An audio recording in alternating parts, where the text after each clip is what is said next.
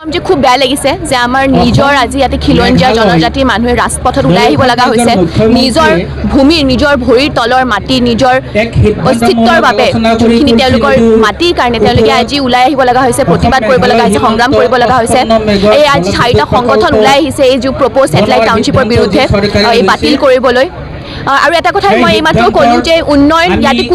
কোনো মানুহে আমি ইয়াতে উন্নয়ন বিৰুদ্ধে নহয় আমাক উন্নয়ন লাগে কিন্তু এনেকুৱা ধৰণৰ উন্নয়ন লাগে যোনটো বেলেঞ্চ হয় যোনটো সাস্টেইনেবল হয়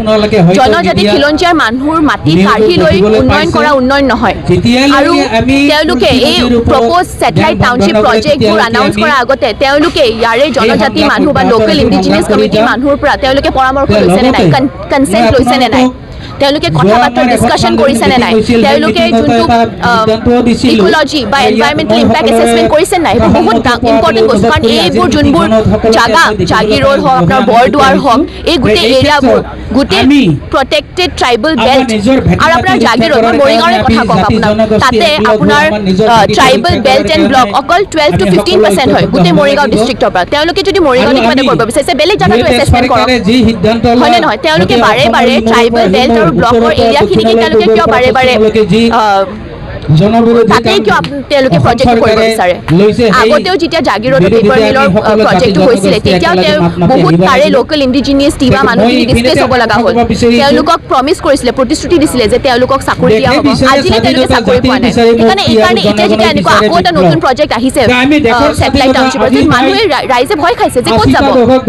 তেওঁলোকে আগতেও যিহেতু ঠগ পাইছে তেওঁলোকে আকৌ ভয় খাইছে সেইকাৰণে সংগ্ৰাম কৰিব ওলাই আহিছে আৰু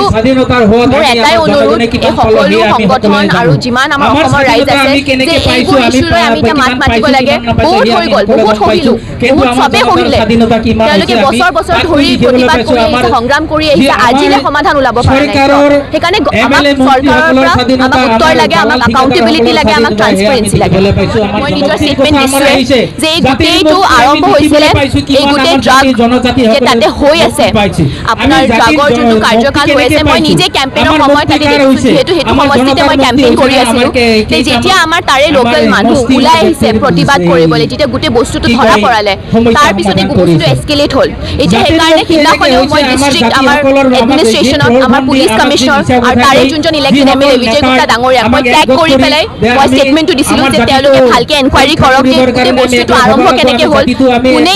এইবোৰ বস্তু মিছক্ৰিয়েঞ্চবোৰে কোনে এইবোৰ বদমাচি কৰিছে এই যে মাৰ ধৰ যে কৰিছে এই যে পুলিচ প্ৰশাসনৰ কোনোবা মানুহবোৰক মাৰধৰ কৰিছে এই জাৰ্নেলিষ্টজনক সাংবাদিক এজনক যে মাৰধৰ কৰিছে কোনে কৰিছে তেওঁলোকে ভালকৈ এনকুৱায়াৰ কৰক এনেকৈ ফেয়াৰলি এনকুৱায়াৰ কৰক মই কোৱা নাই যে তেওঁলোকে নিজৰ মানে ইম্পাৰ্চিয়েল হৈ পেলাই এনকুৱাৰী কৰক তেওঁলোকে ইম্পাৰ্চিয়েল হৈ প্ৰপাৰলি ল লৈ পেলাই তেওঁলোকে ভালকৈ বস্তুটো এনকুৱাৰী কৰক মই সেইটোৱে কওঁ